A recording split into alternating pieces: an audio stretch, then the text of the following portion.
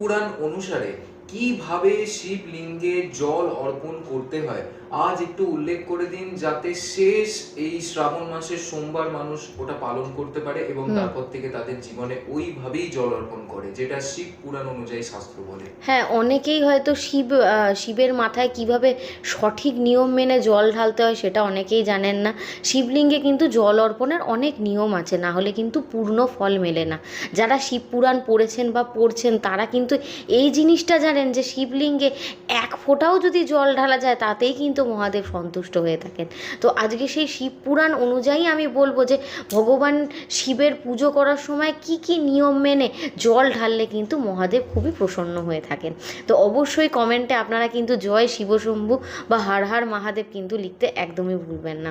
তো শিব পুরাণ অনুসারে যে ভগবান শিবের পুজো করার সময় শিবলিঙ্গে জল ঢালার কিন্তু কিছু নিয়ম আছে।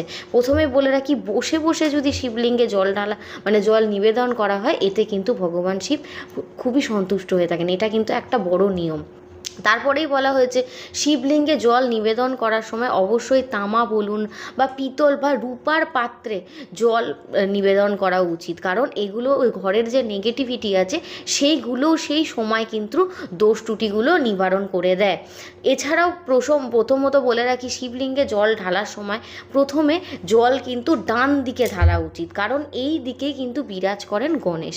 তো তিনি এই স্থানে থাকেন। তো এই সময় জল ঢালার সময় ওম গাং গণপতে নমঃ এই মন্ত্রটা জপ করে জল নিবেদন করুন। তারপরে আমি বলবো গণেশকে জল অর্পণ করার পর বাম দিকে জল অর্পণ করুন, কারণ এই স্থানে কার্তিকের অবস্থান।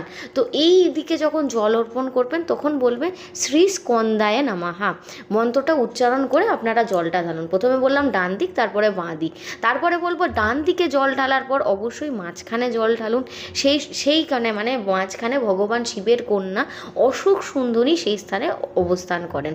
তারপর অশোক সুন্দরীকে জল অর্পণ করার পর শিবলিঙ্গের চারপাশে জল অর্পণ করুন, কারণ সেই চারপাশে দেবী পার্বতীর অবস্থান বলা হয়ে থাকে, যাকে হস্তকমলও বলা হয়।